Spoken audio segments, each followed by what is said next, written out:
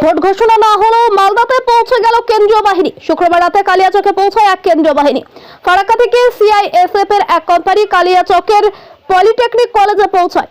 লোকসভা নির্বাচন শান্তিপূর্ণ কালিয়াচক এলাকায় রুট মার্চ শুরু হবে শনিবার থেকে।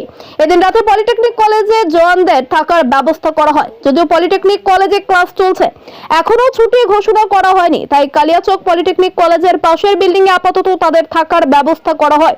কালিয়াচক থানার আইসি সুমন রায়চৌধুরী বলেন, প্রাথমিকভাবে এক কোম্পানি সিআইএসএফ জওয়ান কালিয়াচকে পাঠানো হয়েছে। পরবর্তীতে আরো বেশ কয়েক কোম্পানির দল এখানে আসবে। কালিয়াচক পলিটেকনিক কলেজে তাদের থাকার ব্যবস্থা করা হয়েছে।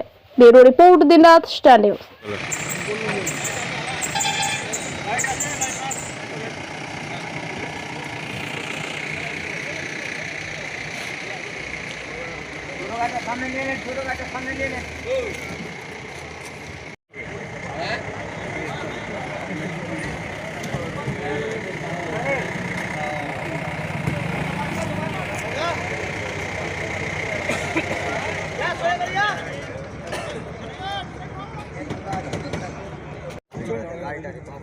मोबाइल खुले दिला है, कपटी खुले दिला है, हैंड को चलो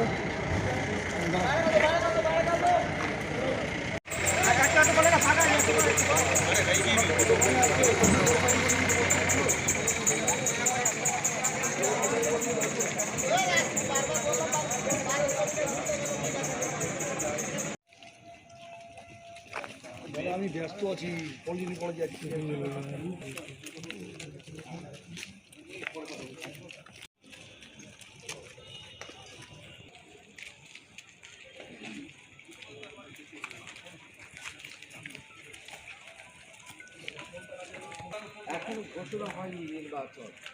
ফারাক্কা থেকে শুরু করে বলছি পিটিএস অবধি। কোথা থেকে এই ফোর্সগুলো আসলো? সর্বপ্রথম ফারাক্কা, নিউ ফারাক্কা থেকে, আচ্ছা, তারপরে আসলাম পিটিএস থেকে নিয়ে আবার কালিয়াচক কলেজ আসলাম। কালিয়াচক কলেজে আসলো। তো বলছি কতটি এসছে? 92টা। 92 জন। এরা কি সিএসএফ নাকি? সিএসএফ, সবটি সিএসএফ আছে। সিএসএফ। বলছি নির্বাচন তো ডিক্লেয়ার হয়নি, শোনেন না, এই যে নির্বাচন তো ডিক্লেয়ার হয়নি, তার আগে যে চলে আসলো। হ্যাঁ, তার আগে প্রয়োজন পড়েছে, তার জন্য এসছে। কালিয়াচকে কতদিন থাকবে এটা? প্রায় 2 মাস, মানে নির্বাচন পর্যন্ত নাকি?